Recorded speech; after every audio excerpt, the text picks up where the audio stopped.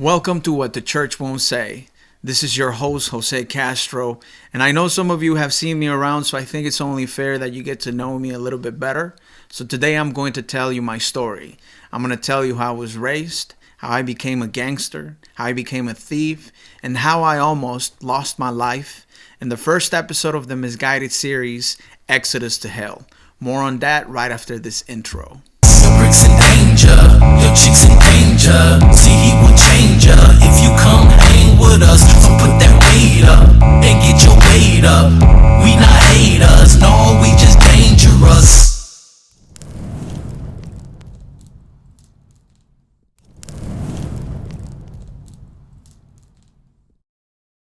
Welcome back, everyone. And before I tell you my story, I just want to emphasize the importance of fathers in the family.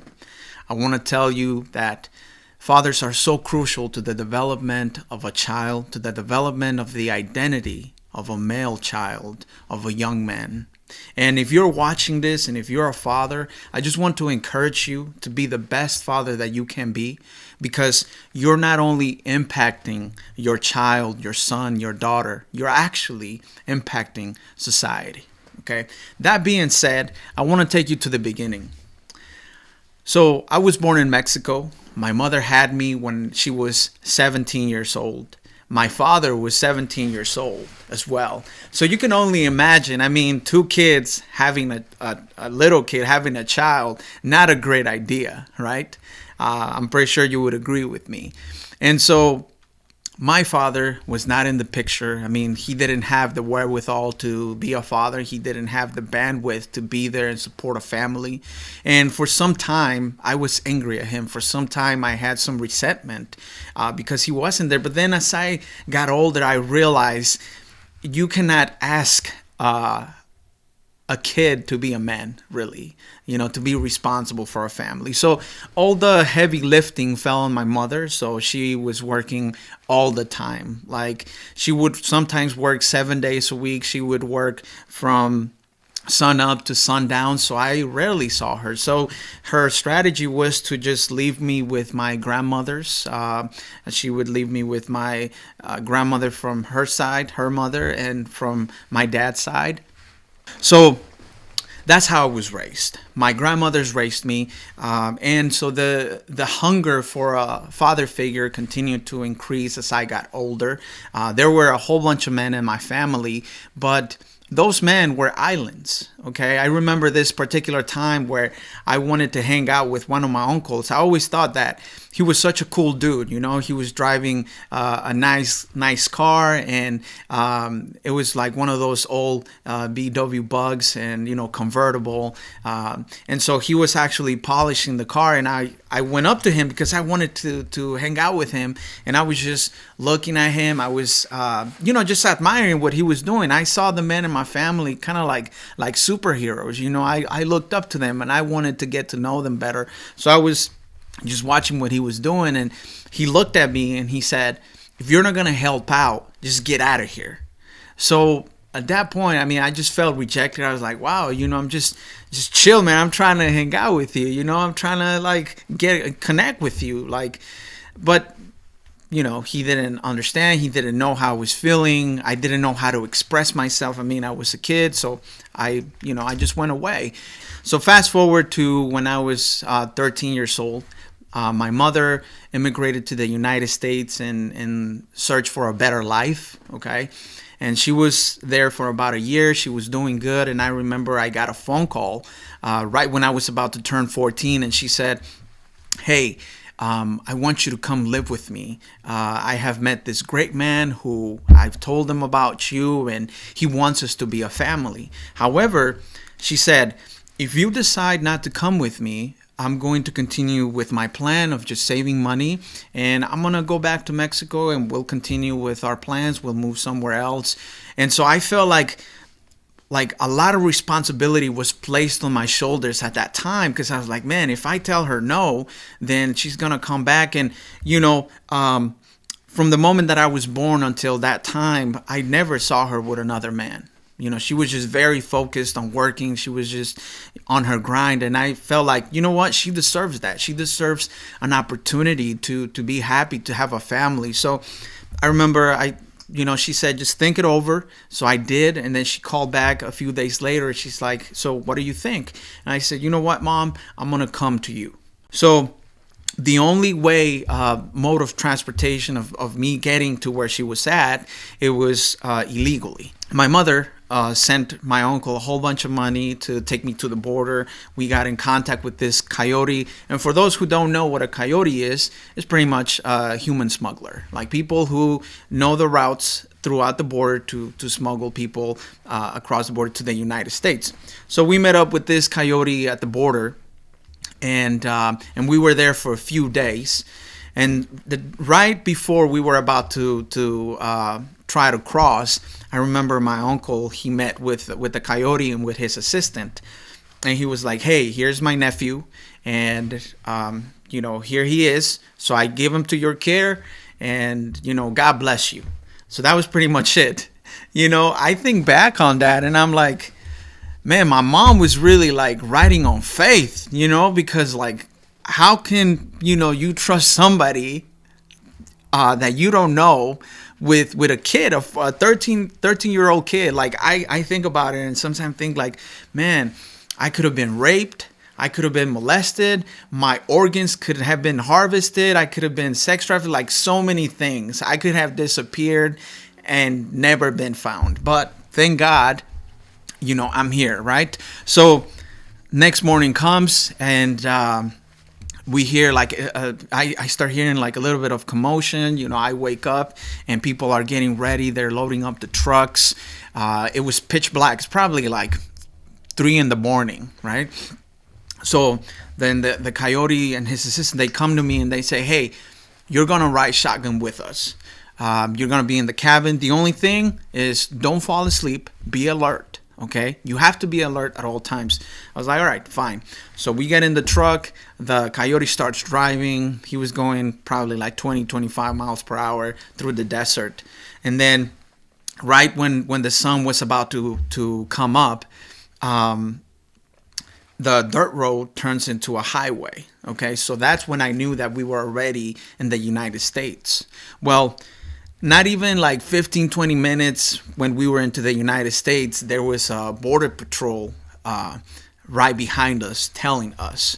And so the coyote was like telling the people in the cabin, was like, "Hey, just keep cool. Sometimes they do this to see if we get spooked and if, we start like doing crazy things or speeding. So just don't worry. Just relax. Everything is going to be fine." Well, it was not fine. They the border patrol tried to pull us over. And so the coyote was like, "You know what? This ain't happening. I'm not going to stop." So he just started speeding. Well, it turned into like a crazy chase. There were like probably 10-15 cop cars behind us. And then a helicopter joined the chase. And then like the helicopter would try to get in front of the truck to try to stop us. But the coyote was so determined. He was just, I guess, like, he was playing a game of chicken with the helicopter. And of course, the helicopter would just lift up. And so he was probably going like 95, 100 miles per hour. And it was just a full-on chase. And I had the front row seats to kind of like a movie scene. It was just wild. I was 13 years old, just like experiencing this. I was like, man, I've only seen this in the movies, But anyways, so this guy, he tries to go into a dirt road, okay? But since he was going really fast, he ended up crashing with a whole bunch of cactuses, and he booked it. I started running with his assistant, and I could just see like on the background a whole bunch of people injured, like trying to get the spikes, from the cactuses out of like their heads, and it was just crazy. So we were the coyote's assistant and me. We were running, and we could have gotten away, right? But then he was like, "You know what? Everybody's caught. We need to go back." So I was like, "All right, fine." But on our way back, he was like, "Hey, just want you to be quiet. Don't say anything, Okay, and when they ask you, when they book us, and when they ask you for your name, date of birth, and all the information they're gonna ask you for, just give them fake information. And also, what I want you to do, he said, I want you to rub your fingerprints on the concrete. Okay, because I want you to disfigure them as much as possible, just so that the records are not accurate on you, in case they catch us again when we try again. All right, so we did that. We were processed. We were dropped off at the border. We were there for a couple of weeks. We tried again, and it was a crazy experience. Now we had to walk this time. I almost died, honestly, like of thirst. It was pretty bad. It was a miracle that we got to cross. That I got to cross because I had no more supplies. I had no water, and like no one was really looking after me. I was on my own. There were families who had supplies, but they were not really sharing because, I mean, think about it. You don't know how much longer you're going to be in the desert. You don't know what's going to happen, and you just got to survive. So I could understand. But anyways, we were able to cross. I remember we got to this ranch, and there was this American man waiting, and he gave us a whole bunch of water. I was able to quench my thirst. The first meal that I had when I crossed the border was a Whopper. I will never forget that. It was just so delicious. And so I had that. Then the next day, I was dropped off to my mother, and I was very malnourished. I smelled really bad. I looked in bad condition, but she was happy to have me, and I was happy too, to be in this country. Honestly, I fell in love with this country. I fell in love with the fact that the roads were just so wide, like everything was so orderly. I remember going to Walmart for the first time. I've never seen so many things just in one place. I was like, wow, this is just amazing. Another thing that I'll never forget is I had a room for me now, because they were living in a 2-bedroom apartment. And when we were in Mexico, it was just like a big room, and the kitchen was in one corner, the bed was in another corner, like there were no separations. I remember it was my grandma, my mother, and I who were sharing a bed, so I felt like, wow, now I have my own room. I mean, for many of you, that might be like not important, right? But for me, like it meant a lot. So I was enrolled in school. It took me about a year to learn English, but since I still had this thirst for a male figure, someone to look up to, I gravitated quickly, to the gangsters in school.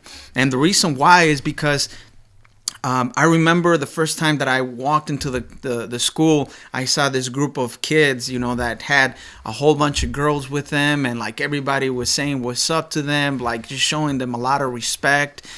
So they were like a strong, they had strong vibes, like a strong aura around them, and I was like, man, they look so cool, I would like to be their friend. So essentially, I made my way into becoming their friends, right? And for some reason, and I think that this is due to my insecurities, the insecurities that I had, like I always felt like I had to prove a point, okay? So when I was accepted with them, when I would hang out with them, I would do like the craziest things to prove myself to them, to kind of like give them the message, I'm in this for real. Like I am playing around. Like I'm in this. I want you to know that you can count on me as a resource, and that I am here. Okay. So graduated from junior high, went on to high school, and I was still hanging out with them. And I remember one day one of them came up to me, and he's like, look, man, you've been hanging around with us for a while. We trust you, and we want you to be part of the family. That's what this friend said to me. And I was like, what do you mean by that? He's like, yeah, we want to jump you in. We want you to be part of the gang. And to me, I felt like, man, I made it.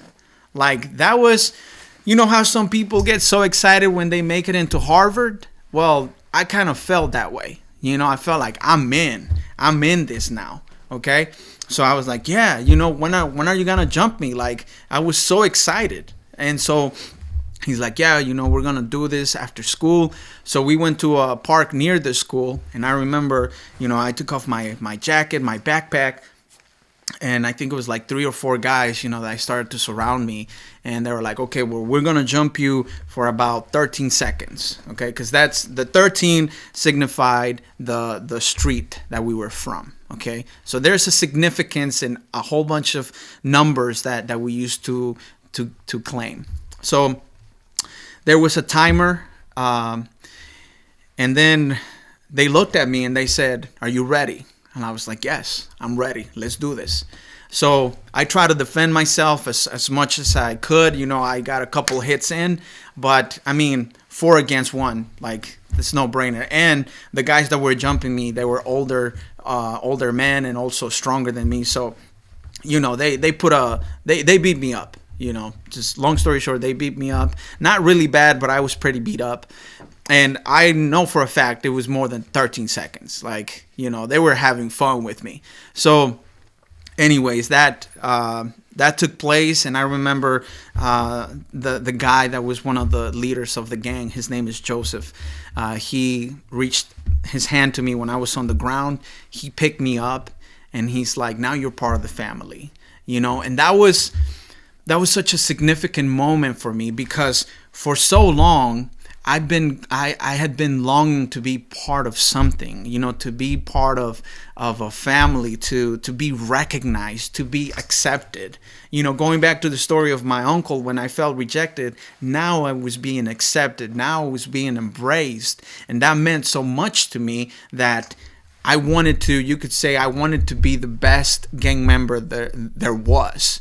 So I continued to do the craziest things to prove myself, to prove a point. I had a chip on my shoulder, and I needed to prove a point. Okay, so as time progressed, things just got more wild. Like, now guns and drugs were involved, attempted murders, and I remember one time, fast forward now, I was 18 years old, and my mother asked me, she's like, "Hey, like, why do you keep hanging out with these people? Like, I don't see that you belong there. I really don't see you belonging there."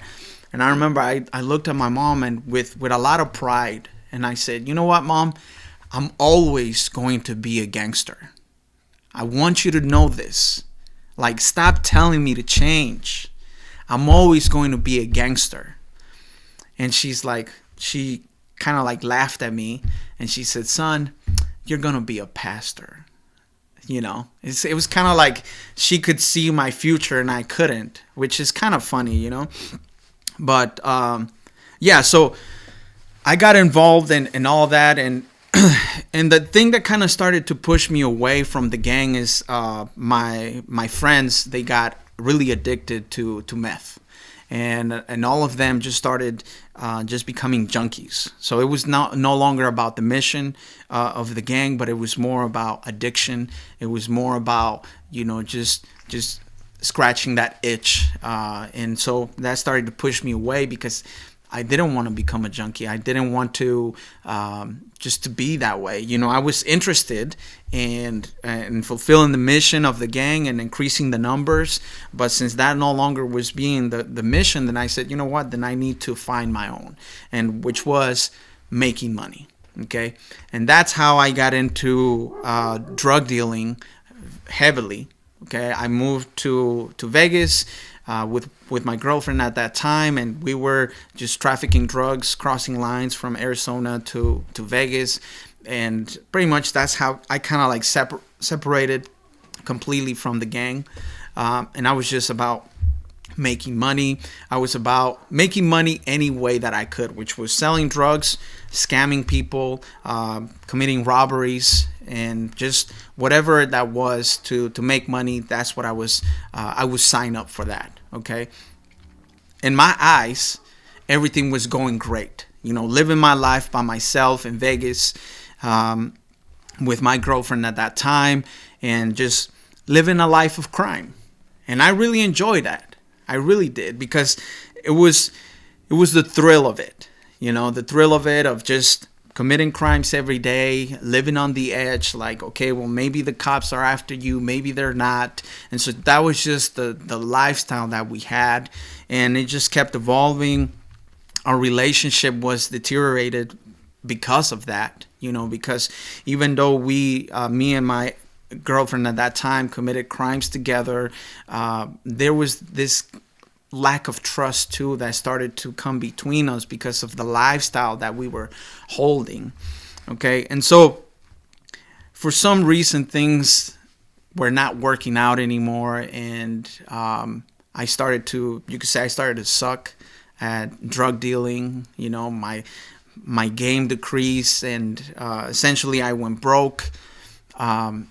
And my girlfriend at that time, she got pregnant. So now we had a baby on the way, which kind of made me reflect a little bit. And I was like, man, I don't think I would want a kid to be born in this environment like this. Then what happened is we ended up moving back to Arizona. We moved with my parents, and I tried to live a regular life. I tried to get a job, and it just was so uncomfortable for me because I was so used to making so much money, hand over fist, that now I was working a regular job, making like $600 a week, every week or every 2 weeks, I don't remember. And I would say to myself, like, man, I was making this in less than a day, so it was very uncomfortable for me. But I was like, you know what? I need to live a different life now because I have a kid on the way. That was in the back of my mind. So it didn't really last that long, to be honest with you. I went back to selling cocaine because I was like, you know what? I need to save money so that I can get out of my parents' house, so that I can get my own place. And I said, I'm just going to do it for a period of time. I'm going to quit, and then I'm going to get a regular job. That was my mentality, but it didn't work. My parents found our drugs in the house. My mom kicked out my girlfriend, and to be honest with you, I didn't want to go with her at that time because I was like, you know what, man, I kind of need a break, to be honest. So I told her, look, you go with your mom, I'll go after, and let me save some money, and then we'll get back together, we'll become a family. And I'll never forget the day of November 11, 2009. And why is this day so relevant to me? It is because I almost lost my life. But I'll tell you more about that on the next episode. So don't forget to share, to subscribe, and to like. And we will continue to say what the church won't say.